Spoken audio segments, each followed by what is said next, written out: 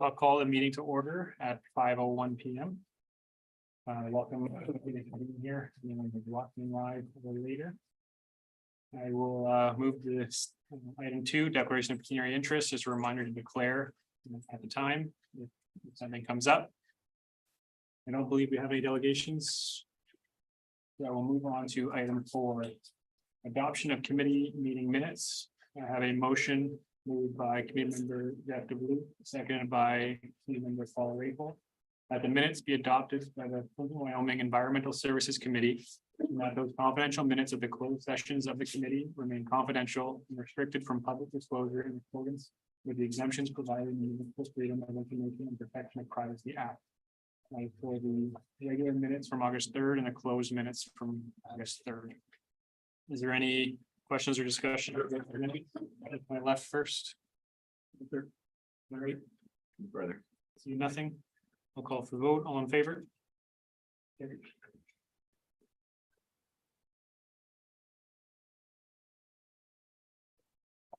Move to item 5, business arising from previous meetings. There's nothing official on the agenda. Is there anything? Committee, seeing nothing. So I'll move on to item 6.1. I have a motion moved by committee member Rapel, seconded by committee member DeVlute, that the accounts as listed be received by the Plympton-Wyoming Environmental Services Committee. That's the water list for July and the sewer list for July. I'll open that up for discussion. I'll start on my right. No comments or concerns? No comments. Councilor Wilbett. I don't see anything there for question. So I'll call for the vote here. Carried.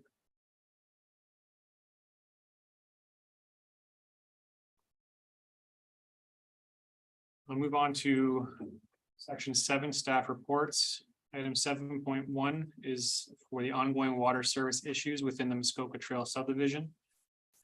I will start with the motion moved by committee member Jeff DeVlute, seconded by committee member Paul Rapel, that the report by Adam Sabansky, Director of Public Works, dated August 28th, 2023, regarding ongoing water service issues within the Muskoka Trail subdivision be received, and that staff be directed to include the replacement of all copper water services within the Muskoka Trail subdivision from the water main to each property as a capital project considered as part of the 2024 budget deliberations.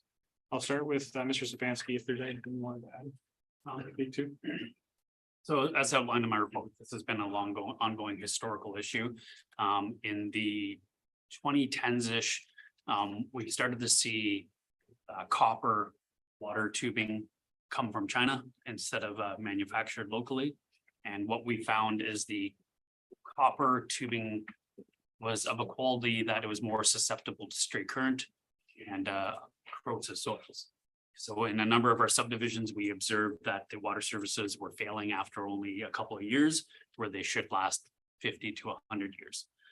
So since that time, we've changed our specifications to require that all water services in Plympton-Wyoming be PEX material, which is a modified PVC product, to ensure that the corrosion does not continue to risk the water quality for the property owners. Muskoka Trail was one of those subdivisions that we had that issue. We've already repaired and replaced a number of services, but this service has been a challenge for us to find.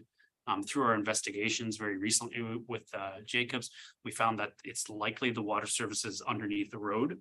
So what likely is occurring is the water, instead of bubbling up in the boulevard, it's bubbling up underneath the asphalt surface. So there's almost a meter of gravel under the road there. So it's just saturating the road base and then flowing off to a drainage tile and then to the catch basin. So there's no evidence of a leakage anywhere in the boulevards. The only evidence we actually have of a leakage is that one of the tiles that comes from the low drain is constantly running. And when we tested that runoff water, it had chlorine in it. So we believe it's likely due to a water main leak, but we've not physically seen that to confirm it. Given the history of the subdivision, we feel that the safest thing to do for the community would be to replace the water services with plastic water services instead of identifying all the leaks and possibly turning the subdivision into cheese making. Thank you. So I guess I will open that for discussion. Mr. Mayor, we're just on the track. Thank you. And understand that Jacobs also had recently attended the site, and just if you, through you, the chair, if I may, does Jacobs have anything they'd like to add to that discussion? No, other than. I know there's quite a few water quality complaints out there. But we thoroughly tested and flushed out there. And the system does have a positive pressure. Therefore, from our end, we feel that, as a water quality standpoint, that it should be fine. We've also moved one of our sample locations to Muskoka Trail for the time being, just to monitor it. But other than that, I mean, we were out there with a contractor, to do some looking around, and we still could not find anything, so it's probably for the best to replace those, but I'm sure there'll be headaches with that as well, so. Unfortunately, with the replacement of those water services, those are quite nice homes with stamped concrete laneways in many cases. And matching stamped concrete is always an extreme challenge when replacing driveways. So this project will probably cause some challenges with the residents and could result in some complaints. That is why we're only proposing it to be part of budget deliberations at this time. So we have a better idea of how many laneways will be affected and get a better idea of what the cost will be. So you can consider it at budget time, whether or not that's something you want to include in your costs. So I'll open that up to the committee. I'll start with Councilor Wood on the left here, if you have anything you wanted to ask her. Yes, I certainly received a phone call on this one, a while back, which I passed off to Adam. Of course, I know very, very little about it, but I guess what my concern here is this is a real fairly new subdivision. And now we're having to take on the cost of repairing faulty copper lines. Now, reading the report and stuff, looks like there was some copper tubing that's not adequate, not up to 100% standards, plus the soil corroding it and stuff like that. And I'm certainly not an expert on it, but it concerns me about the cost, because what you just said, Adam, is absolutely right. This is going to cost a lot of money and a lot of disruption in land that's already landscaped and stuff. So is the contractor not responsible for any of it? So, through the chair, if I may. So during the initial problem, when it came up, prior to us assuming the subdivision, we had that discussion with the developer and the contractor. And to the best of my knowledge, the contractor met the specifications of the time. And the piping provided met the specifications at the time. But again, what we found is that the piping that was in Ontario of that time, even though it was meeting many of our municipalities' specifications for copper tubing, just did not have the same staying power as 30-40-year-old copper. And that is why we moved away from it. So it would be very challenging for us to go back on the developer or the contractor at this point, as they did meet all the requirements of the subdivision agreement. So we wouldn't have a very good leg to stand on in that situation. That being said, they did spend, I think, close to $35,000-$40,000 replacing services themselves during the prior to consumption. So they have a number of repairs. Well, we did the repairs and they compensate us for those repairs during the 2-year maintenance period. So just to follow up on that, is there no, you know how these new homes have these home insurance guarantees for so many years? Any of that available to the homeowners themselves to? It would only apply if they were replacing the service on their own land. So the town is looking at replacing the service in our lands, but we would not necessarily replace it on private property. You're just going up to the property. That it would be my plan, unless council were to direct me otherwise, or committee, I should say. But we would typically only go up to the property line. We would probably put a new curb stop while we're there and replace everything, but we would only go up to the property line. And if they wanted to go beyond the property line, they would have to negotiate that with the contractor themselves. Okay. And just secondly, just how much water do you think we're losing out there on this leak? Like, it sounds like it's fairly substantial. Not a ton of water, but it's steady, so I would say there's substantial loss over the last year. Not in the, hey, we're losing $100,000 a month or whatever, but there's definitely some water loss. I guess been going on for what, 2 years, you figure, a couple of years? Could be a long time. Sure. One of the challenges is because it's going to the storm drain, you can't really quantify the amount. Because it's getting into a tile somewhere, so it's mixing with your storm water as well. So it's really hard to determine what that is. Yeah, okay, well, I mean, there's gotta be a fair loss there. I don't know what the normal procedures are to, when you pressure test a line or take it out of service and find out, can you isolate it in sections? To find out where it is leaking, like I don't know the answer to that, but. You can, but you gotta dig down to your water main. To shut off that main stop on each individual property, so you're starting at one, shutting it off. And then waiting to see if you lose your residual in your storm. And then it would be tough, it'd be very time consuming and. You're already digging up the road anyways, you might as well. And you're still leaving the old copper. So it's a big deal. And we have that in other municipalities where we've had to.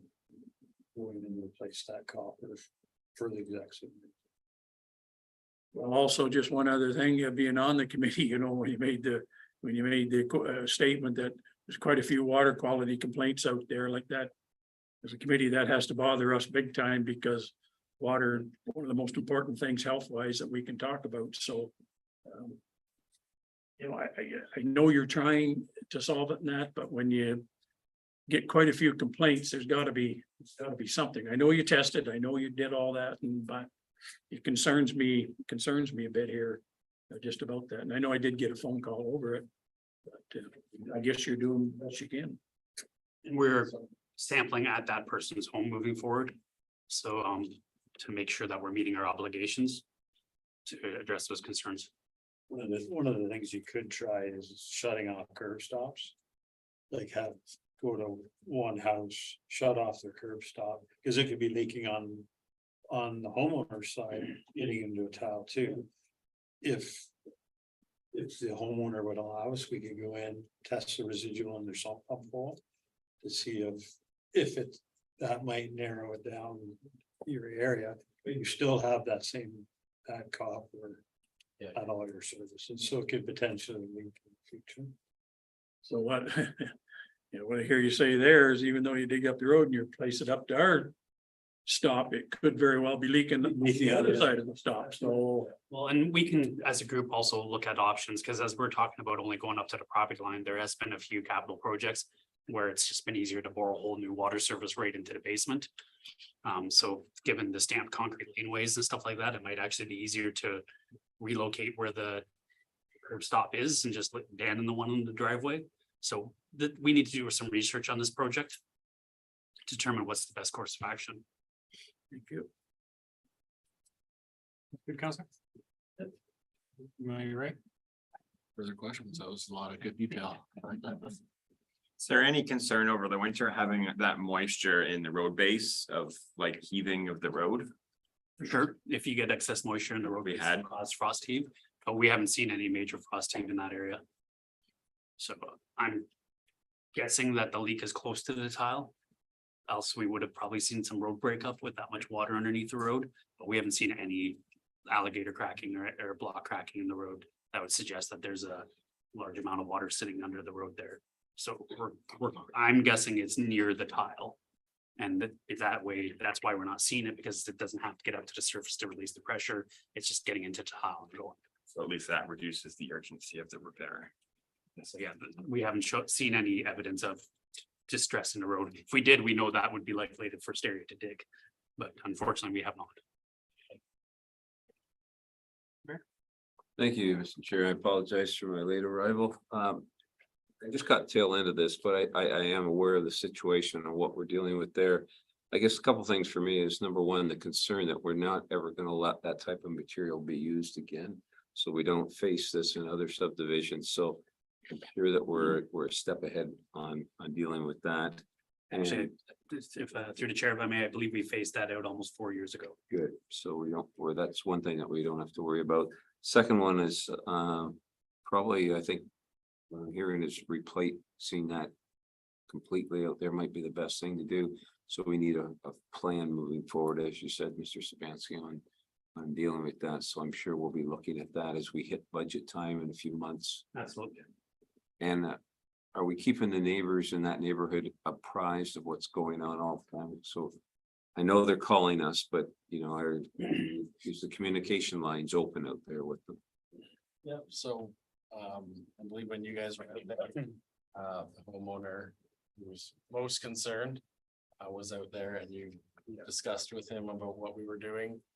And that we had been taking water samples and that everything is coming back. Within range, zero E. coli, and that their pressure is good out there. I think the homeowner who was most in question, this is just refrigerator water that he has. And he's going through filters, I guess, more than he thinks he should. So. Mentioned to him that that could just be the filter itself. And then we were out there, I was out there with Doug about a week or so ago, and another homeowner was out. And we were communicating with them about what we had found when we had been doing some digging and whatnot, so. And then we informed them that we were going to start taking our weekly samples at that sample station on Muskoka Trail. And they seem to be satisfied with that for the time being, so. That's reassuring. Thank you for doing that. That keeps our residents informed. Yep. Thank you, Joe. And what I'll likely do is, given that we're hoping to bring you a budget next meeting, it's a draft budget. I'll probably approach BM Ross to do up a brief cost estimate for this. BM Ross did the original subdivision design, so they have everything on AutoCAD, including a lot of the building locations and everything, so they'd be able to do a cost estimate for me very quickly. So I'll probably approach them to do a quick estimate. Excuse me. That way we have a general idea how much that will cost moving forward. There's one quick question too. Do we have any idea, like, I'm just trying to think back when that subdivision was completed. Do we have any areas that we think this same product was used? Yes, Huron Crest Phase 1 also has a very similar product. We've replaced numerous services in Huron Crest Phase 1, but we've also not had anywhere near the same amount of issues. So. Creekside Drive as well. Arrowwood School, Creekside Drive as well. Yes, and we've replaced a few services out there as well. Yep. It's your last one. I don't know if I want to take it. Any other discussion on that or questions? We have the motion to the report by Mr. Spansky regarding ongoing water service issues within the Muskoka Trail subdivision be received, and the staff be directed to include the replacement of all copper water services within the Muskoka Trail subdivision from the water main to each property as a capital project considered as part of the 2024 budget deliberations. I'll call for the vote. All in favor? That's carried.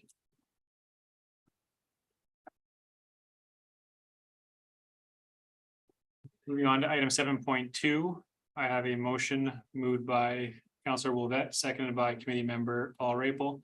That the report prepared by Josh Booth, engineering coordinator, dated August 30th, 2023, regarding the proposal for engineering services for the Niagara and Thames Street East reconstruction and Barnes Drain Replacement Project be received. And that the proposal from BM Ross and Associates Limited for $154,460 without HST be endorsed and sent to council for approval. Is there anything that we have Josh here? So if there's any questions for Josh, or if Josh wants to add anything. I think we'll just wait for if there's any questions. I'll start on my right. Any jets? No further questions on that. Thank you, Mr. Chair, through you to Mr. Booth there. I see where timeline that was Niagara was suggested for replacement in 2022. That's the one that we down here that we've already done that one, correct? Niagara Street That's East. east the other way. So you're gonna do it this year? Well, this is 23 already. Booth, Yeah. you're a little delay on that or misprint? No, that's correct. It was identified as needing replacement in 2022. Okay. However, other projects took priority. And now it's scheduled in most likely after the Confederation Line project, so 2025 Okay, or 2026. all right. And then 10th Street East will be after that. I believe they'll be taking place at the same time. Go ahead, Mr. Chair. Council Levesque, No, that's fine, thank you. with no further discussion, I'll call for the vote. All in favor? Carried.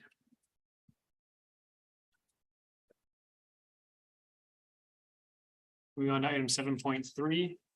I have a motion moved by Councilor Levesque, seconded by committee member Paul Rapel, that the report by Josh Booth, engineering coordinator, dated August 25th, 2023. Regarding the water meter and reading system supply and installation project update be received. We were provided that report. I'll open up for discussion, starting on my left. Are you having a difficult time getting people to respond to these meters or just reading some of the penalties stuff here? So they actually have they actually haven't sent out the first letter as stated in the staff report. That's what I thought. I had a meeting with Neptune on Wednesday this week, so they expect to send out the letter either today or tomorrow. And then they'll be starting on Monday with a one-man crew, just as things start to ramp up and residents receive those first letters. Okay, then they're going to give us a second letter. And then they will be getting a second letter approximately 2 weeks after the. Right, the and then first one. that's when the public will have to either scan it or They'll to be- set up an appointment.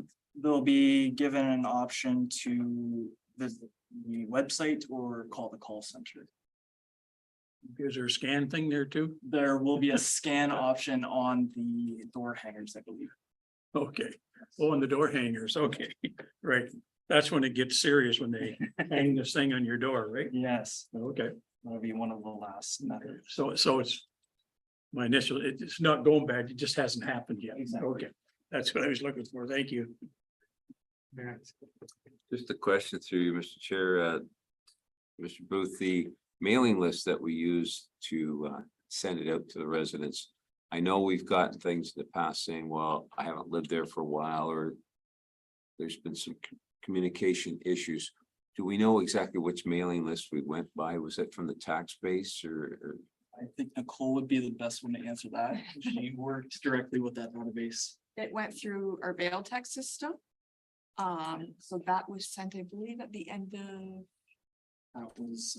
June. And what we've been doing anytime we do a fund review, there's been a change in residence. We've been updating the list that we send them so that it has the new owner's information on it. So Is that our list or is that a county list or this is that would be our list. our own list? Yeah. I'm sure we'll be getting some questions. Yes, we've had a few and people have been pretty good. You got the good ones. Thank you. Nothing further from me. No other questions. I was just wondering where that first letter was, because I never saw one. The answer, they never came out, so. And I know it mentions there on the website that will update something. Are we thinking like one of those flash announcements, just so people know Neptune's not a scam? Our website, our Facebook page, we're also gonna put something in the paper as well, so. We're just kind of waiting for Neptune to get that first. out. I also suggest a notice at the post office too, because some older people may not Yep, definitely. always look at that bulletin board. The more we can communicate with people, the better. Thank you. How old would that be, sir? Young people look at the bulletin board too. I know I do. Remember, you are older than I. So we have the motion on the floor to receive this update. All in favor? It's carried.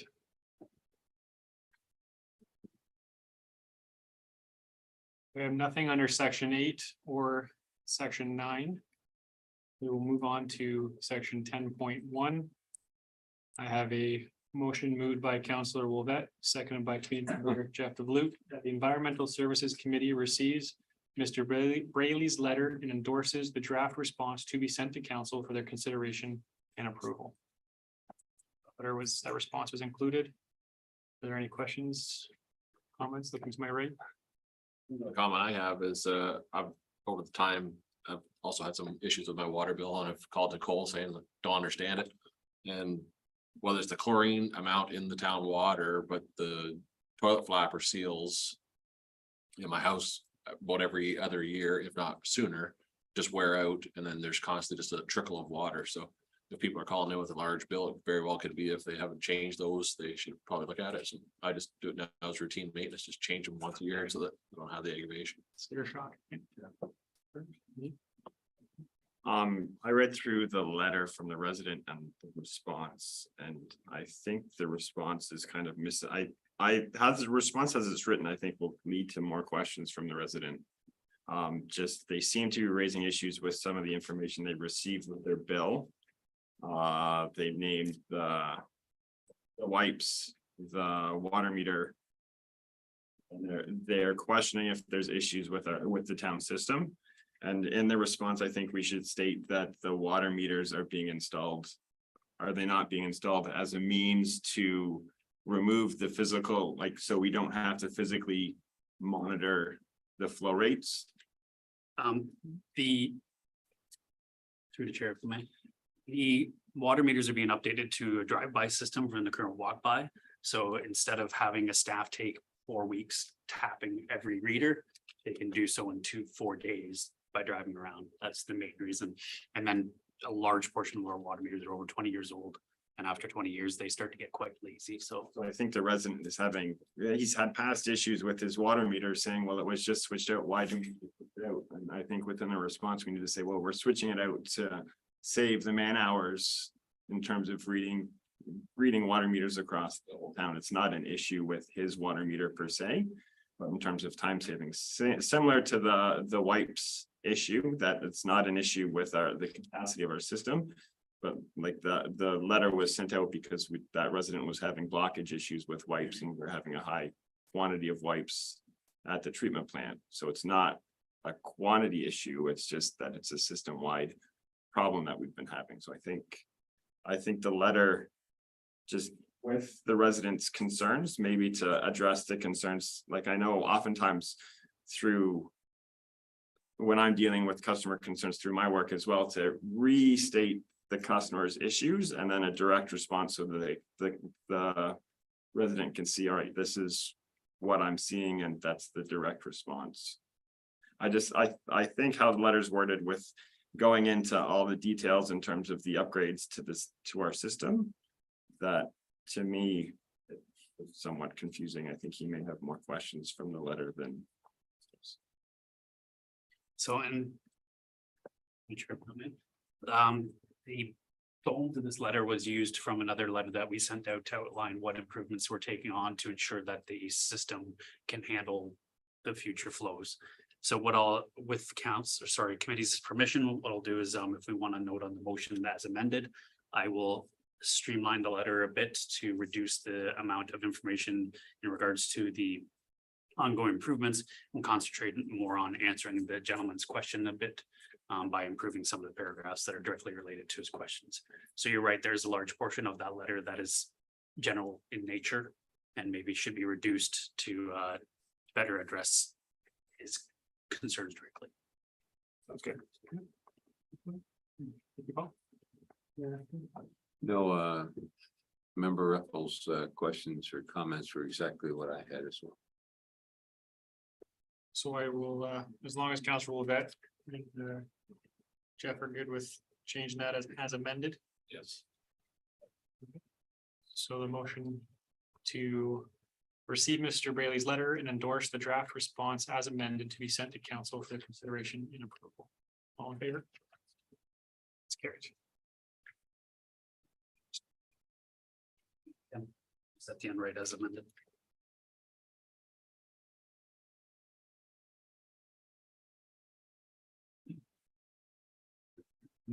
So we'll carry on to item 11.1. I have a motion moved by committee member Jeff Lutz, seconded by Councillor Bob Boulvet, that the correspondence related to recommended reading and routine approval and information items not otherwise addressed by resolution be noted as received by the Plympton-Wyoming Environmental Services Committee and filed accordingly. Is the JACA's monthly report for July 2023 and the 2023 sewer flushing inspections RFP results. Is there any questions or items you want for discussion? Sorry, am I right? No questions. Nothing? No further questions. No, I haven't. I think it's a very comprehensive report. Council Levesque? No, looked good to me. All in favor? Carried.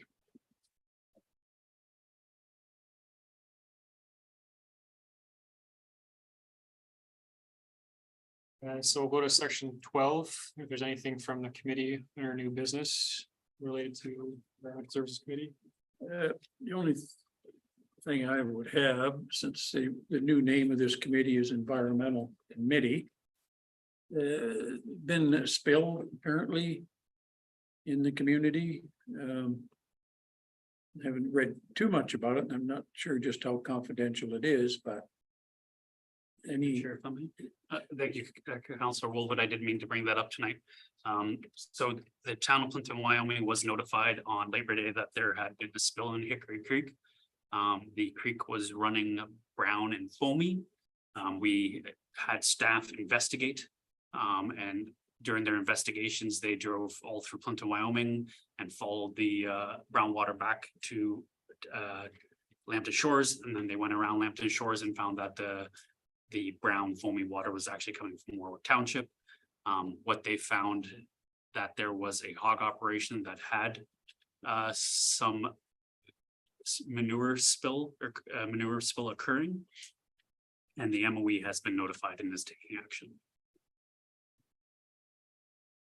so that would be coming down to Hickory Creek out into the lake. Yes, sir.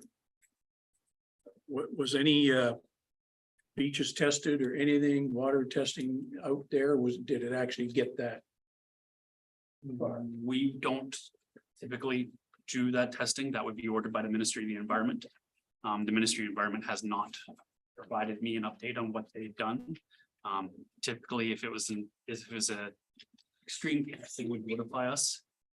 But given the circumstances, they probably found that there was some contamination, but moderate in nature. But given the nature of the investigation, they likely won't talk too much about it either, so. That's fair enough. That's all I have. Hey, brother. I have nothing to, Mr. Chair. Anything from staff? All right, you got nothing under section 13, so I will move on to item 14. The motion moved by committee member Jeff Blue, seconded by Councillor Bob Wolvette, that the Plympton-Wyoming Environmental Services Committee regular meeting be adjourned until the next regular meeting to be held October 5th, 2023 at 5 p.m. All in favor? Carries. Thank you everyone for being here, and to anyone watching, that is everything. I did forget to mention something, but it's non-actionable anyways. The budget that will be coming forth is going to be pretty straightforward. Our fees are set by our financial plan for both water and wastewater. So those are set fees that we apply a certain percentage each year. And the capital projects have all been identified in our capital plans. So realistically, other than Muskoka Trail, getting all the stuff that the previous committee and council has seen for future work. So we'll have that back to this committee, hopefully next meeting for endorsement. We do leave a second meeting, so if you want to see amendments, we can bring back another budget in October for approval or to be provided to the treasurer for final review and incorporation into the overall budget deliberation documents.